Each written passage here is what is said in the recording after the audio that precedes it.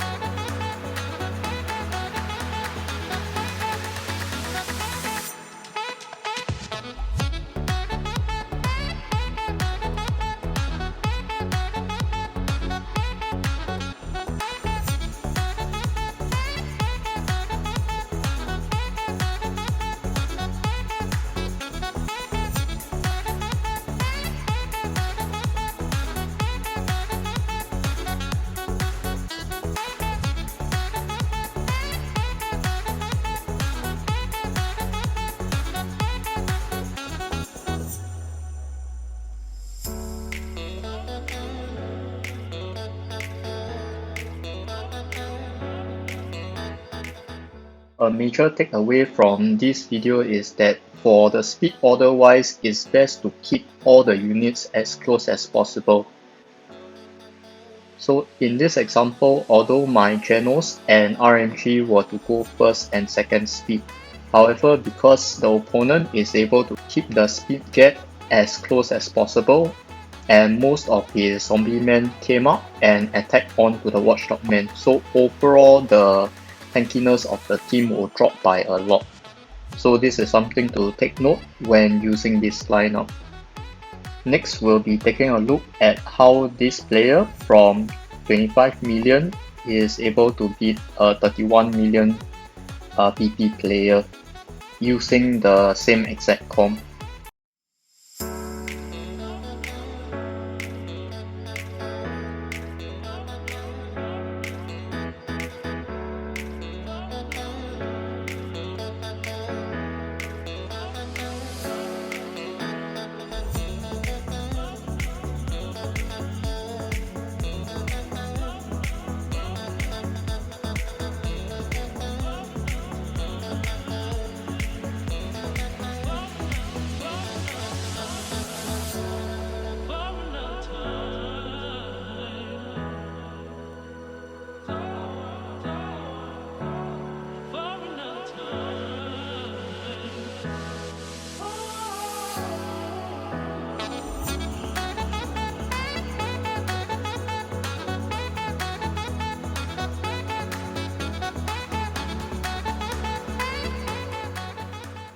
So in this example, we can see that although there is a very huge VP gap, however, because his Genos and Watchdog is able to stay alive because of the Bengpu Core shield and also the Koketsu boost to the shield.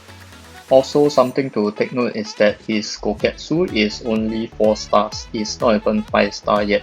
So if let's say it's a 5-star Koketsu or a purple 5 Koketsu, the effect will be a lot stronger. Because for Koketsu, if let's say it's only 4 stars, it will be 70% for 2 rounds. So for the Bomb Core, it will give you 100%. So on top of that, it increased by 70%, it is 170%.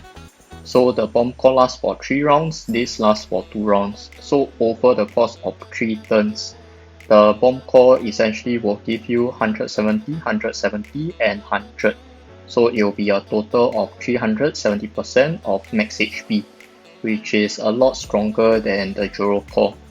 If we take a look at the Gyoro Core, let's say the Gyoro Core 1, and also if you purple 5 it, it will only give you 100% extra max HP, and on top of that for 2 turns, it will give you a total of 40% of max HP. However, because your HP is essentially doubled, so it will be about 80% of HP in healing. So if you take the 80%, you take another 80%, it's only 160% heal. And on top of that, after the turn 2, the max HP disappears. So essentially you're only left with 100% of HP. Which is why I will strongly recommend you to try out this transition phase for the bomb core, because by using the bomb core alone, it gives you 100% additional effective HP for your characters every round for 3 rounds, so 300 additional HP. And on top of that, because of the boost, if let's say you have a purple 5 Goketsu over here, so it will be 90% for 3 rounds. Essentially you are getting additional 190% for 3 rounds. It will give you a total of 570% of max HP. And on top of that, because you have the bomb, it will give you an agility buff to all the characters once it's 5 star. So this agility buff will increase your effective HP. So when the opponents hit you, for example RMG and channels, it only hits for 2 hits. So their attack is decreased by 48%, so you only take 52%. So this will increase your effective HP a lot more. In order to demonstrate this, we will take a look at the finals and see how the finals plays out for Vector, which is currently using the bomb core, and against JY, who is using the Gyoro Core.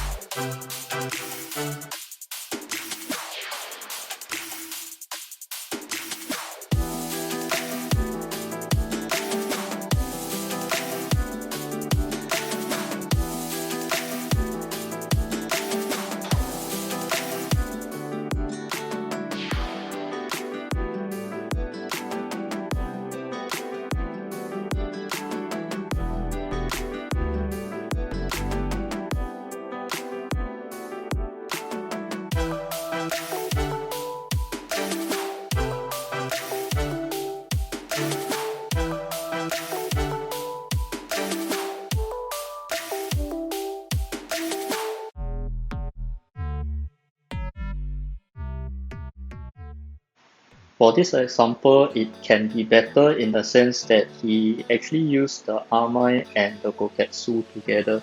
So he took out the Watchdog. Essentially, he only had 2 outs per turn. However, because his Goketsu is very tanky, he's able to get away with it.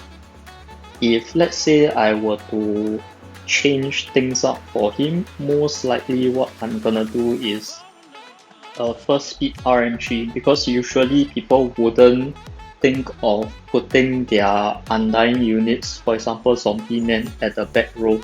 So usually at the back they have their main DPS characters, so for example Genos, Amai or ATT.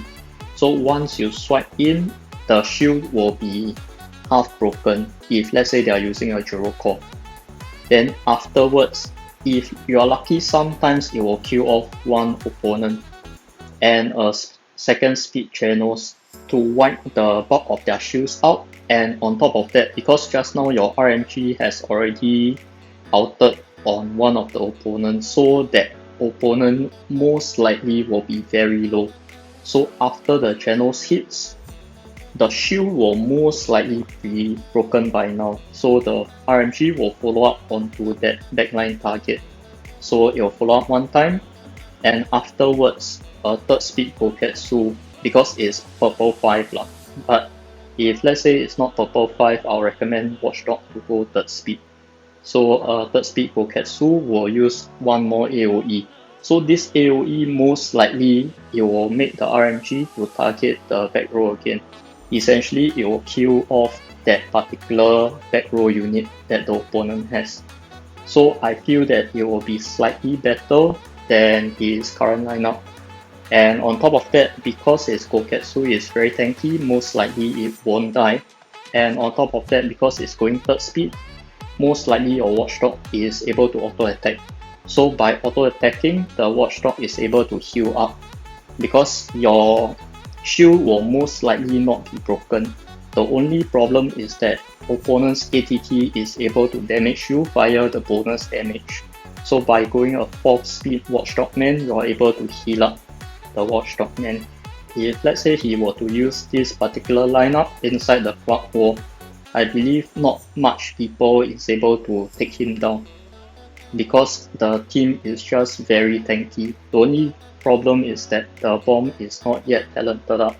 The rest of the units probably wouldn't die. And once the bomb has some talents into him, most likely he won't die as well. So that's all I have for today. If let's say you enjoyed the video, be sure to like and also subscribe to the channel for future content. With that, thank you for watching and have a nice day. Goodbye.